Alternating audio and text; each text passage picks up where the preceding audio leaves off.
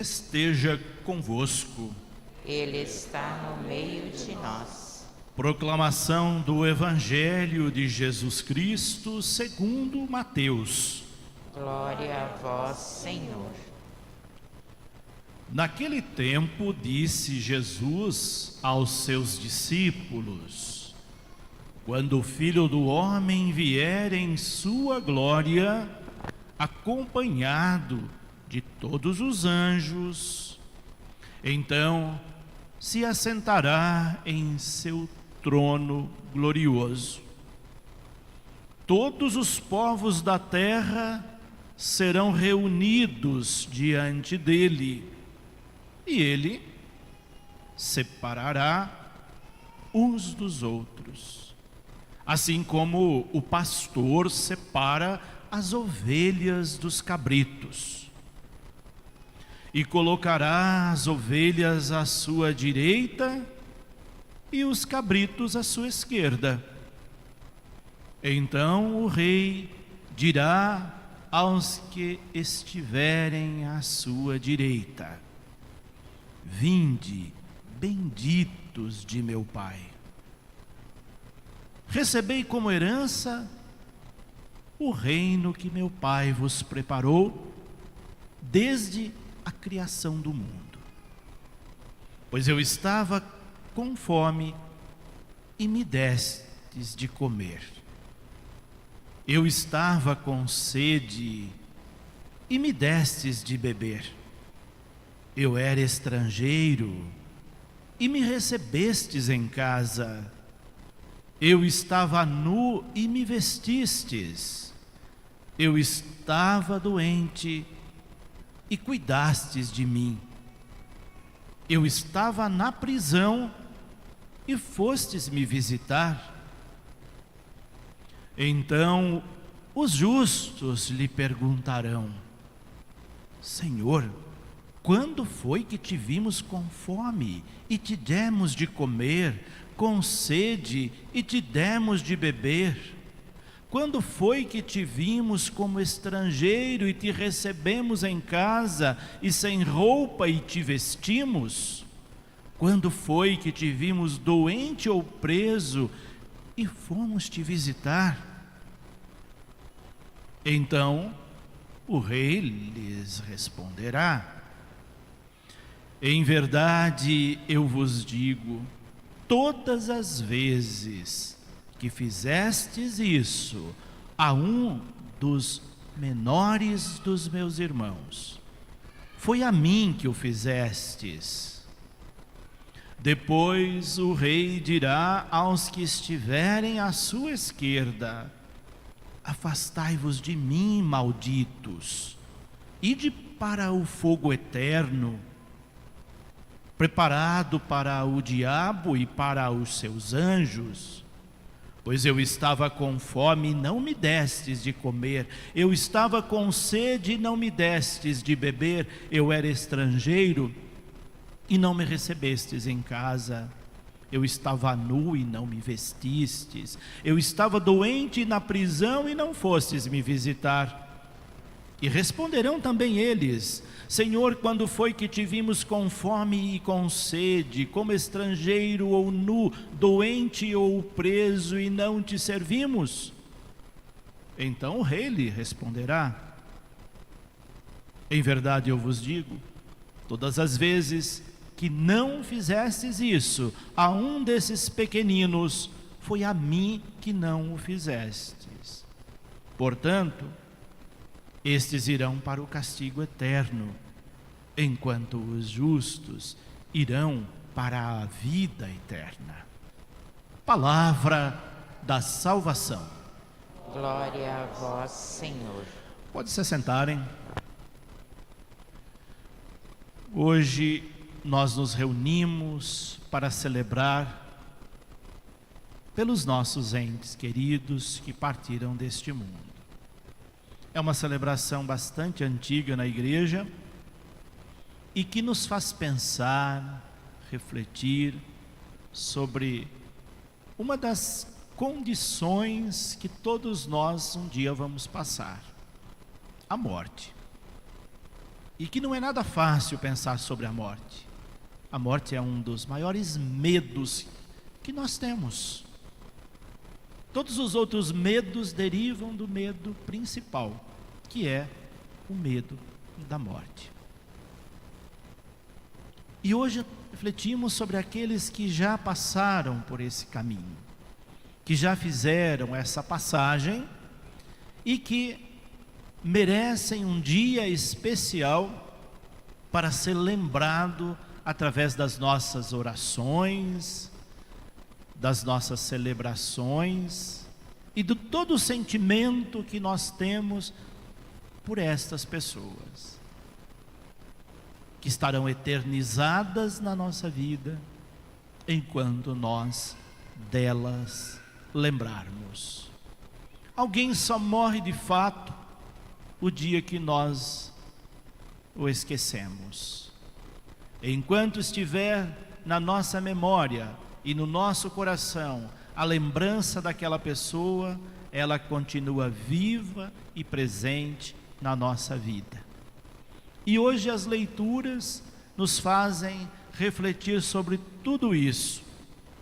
São leituras apropriadas para pensar sobre a vida e a morte.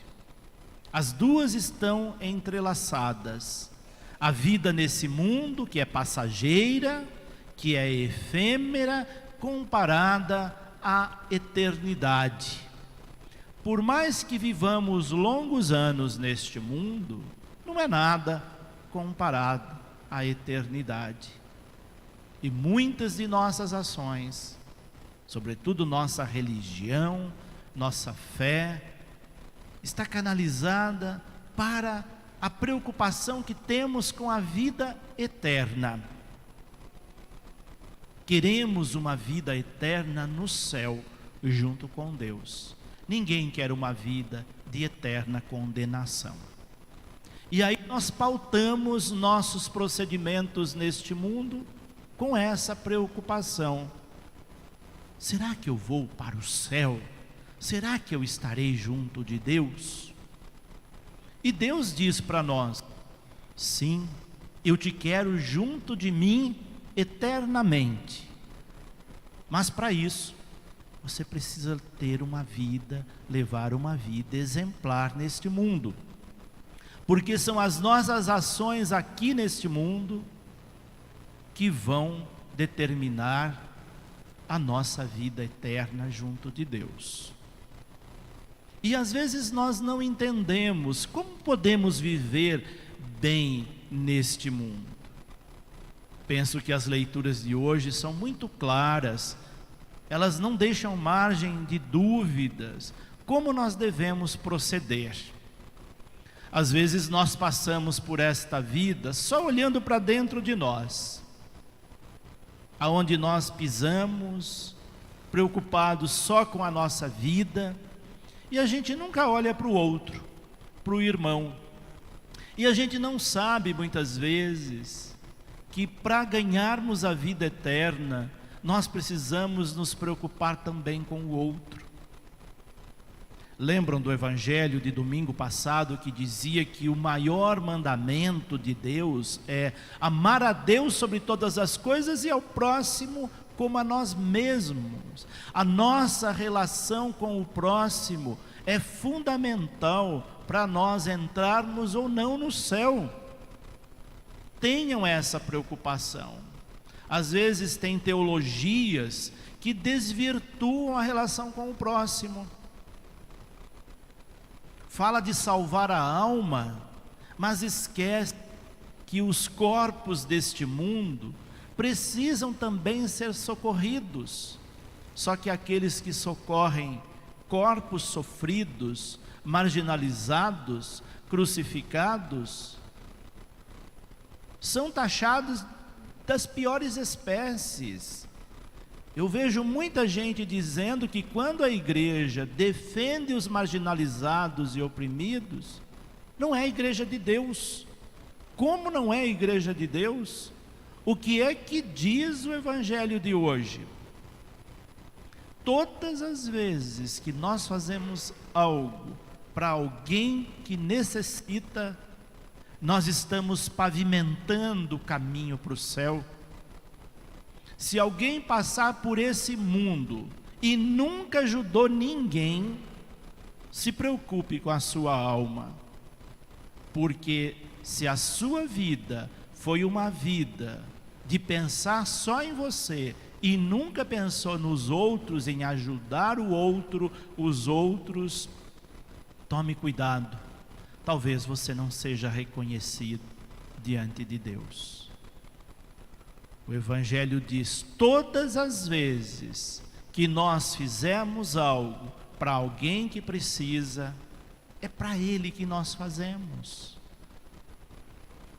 E ele diz aqui uma lista de pessoas, de condições de sofrimento: os que passam fome, os que estão doentes, os que estão presos, os que estão à margem do mundo, os que não têm o que vestir, os que não têm onde morar. Esses são aqueles que precisam da nossa ajuda e do nosso socorro. E se nós negligenciarmos isso, nós estamos nos distanciando do reino de Deus. Precisamos tomar muito cuidado. Você pode ser uma pessoa de profunda oração, de missa frequente, de terços diários, de devoções, mas se nunca estendeu a mão para ajudar alguém, para socorrer alguém, talvez você esteja invalidando suas ações de fé devocional. Elas são muito importantes para nos fortalecer, mas fortalecidos, nós precisamos ir ao encontro dos enfraquecidos, fortalecidos na oração, na comunhão, na palavra. Eu preciso ir ao encontro dos outros. É por isso que nós fortalecemos na oração. Nós viemos à missa, nos abastecermos da Eucaristia e da palavra, das orações da missa, para nós sairmos daqui robustos na fé, não para ficar em casa de braços cruzados, mas para ter um olhar para aqueles que estão enfraquecidos, seja na fé, seja nas situações do mundo. Isso é muito importante. Às vezes nós ficamos só na primeira parte, nos abastecemos, mas não vamos ao encontro dos que precisam. Às vezes Jesus passa pertinho de nós, na figura de alguém que sofre, e a gente não tem olhar para ele. E lá no juízo final, Deus vai nos perguntar: todas as vezes que você fizestes isso ou não fizestes isso, foi a mim que o fizestes ou não fizestes? Vejam como Deus se aproxima de nós nessas situações gritantes do mundo, para nos garantir o céu, a presença junto dele. Nunca descuidemos disso. Sejamos pessoas solidárias, que se compadecem dos que sofrem. É por isso que nós estamos nesse mundo. Não podemos passar por essa vida sem nunca ter olhado ao lado dos que estão do nosso lado, ou nem tanto, talvez distante, mas que precisem de alguma forma de nós. Estejamos atentos a isso. Hoje há uma corrente na igreja incentivando as pessoas só olharem para si e não olhar para o irmão, para ajudá-lo. Que pobre é uma igreja em si mesmada, que não consegue olhar para as agruras, sofrimentos, cruzes do mundo. Estejamos muito atentos, porque isso é fundamental na nossa vida. A primeira leitura que nós ouvimos do livro do profeta Isaías fala de esperança, de um Deus que nos ama infinitamente e que Ele não quer ver ninguém sofrendo. Tanto que uma das promessas do profeta de Deus, que fala de Deus, é que ele vai acabar com o sofrimento, vai eliminar todas as formas de morte e vai preparar um banquete de ricas iguarias. Olha como Deus nos ama. Ele quer o nosso bem, mas o bem de todos, não é o bem só de alguns. Todo filho de Deus, toda filha de Deus merece vida em plenitude, merece viver com dignidade e merece o céu. Não podemos fazer distinção ou discriminação de pessoas. É um banquete de ricas iguarias, onde virão povos de todas as partes do mundo. Essa linguagem de esperança mostra que Deus não quer ver ninguém distante dele. Esforcemo-nos para participar deste banquete. E a segunda leitura que nós ouvimos da carta aos Romanos fala da filiação de Deus. Somos filhos de Deus, recebemos essa herança e devemos neste mundo nos comportarmos como tal. Às vezes nós nos comportamos como escravo e não como filhos. Quando é que nós nos comportamos como escravo? Quando nós achamos que Deus é um patrão e não um ser infinitamente misericordioso. Quando fazemos as coisas só por medo e não por compaixão. Não podemos agir só por medo de ser punido por Deus, de estar na sua esquerda e não à sua direita, mas porque nós somos pessoas de Deus, filhos e filhas de Deus que ama uns aos outros e quer o bem de cada um. Quando assim procedemos, nós nos comportamos como filhos de Deus. Nós estamos trilhando o caminho do céu. E é isso que nós desejamos para aqueles que já partiram desta vida. Quando nós rezamos pelos mortos, nós estamos pedindo a Deus para aquela pessoa, para que ela esteja junto com Ele. E se ela estiver no purgatório, que os seus pecados sejam eliminados e ela possa adentrar os céus. Não sabemos onde estão nossos entes queridos. Por isso que a gente reza nessa incerteza. Eles não voltam para dizer: estou no céu, no purgatório ou no inferno. Ninguém volta para dizer. Então nessa incerteza, nessa insegurança, para confortar nosso coração, nós rezamos, pedimos a Deus que acolha no seu reino aquela pessoa, aquele ente querido, aquela pessoa que passou pela nossa vida. E nós devemos fazer isso começando a perdoar aquela pessoa. Às vezes as pessoas partem desta vida com tantas mágoas, com tantas coisas a serem resolvidas. Às vezes não temos tempo de pedir perdão para alguém que parte de modo inesperado. E aí só resta no nosso coração um sentimento de peso, de culpa. Há um sentimento, quando a gente ama, que nós não fizemos o suficiente para aquela pessoa. Penso que a maioria de vocês talvez tenha esse sentimento. Deveria ter feito mais para aquela pessoa. E sabe por que temos esse sentimento? Porque a gente ama. E quando nós amamos alguém, parece que tudo o que nós fazemos não é suficiente. E aí fica esse sentimento. Portanto, não fique com peso na consciência de você não ter feito mais por aquela pessoa. É porque você amava de um modo tão grande que ficou essa sensação. Hoje é um dia que muita gente leva flores aos cemitérios. Mas o mais importante do que você levar uma flor ao cemitério hoje é você dar uma flor a alguém que está do seu lado, vivo. Faça isso. Às vezes a pessoa viveu a vida toda junto com você, você nunca disse uma palavra de carinho, nunca deu uma flor, nunca deu um abraço sincero, e depois que ela parte, vai chorar no túmulo, levar flores.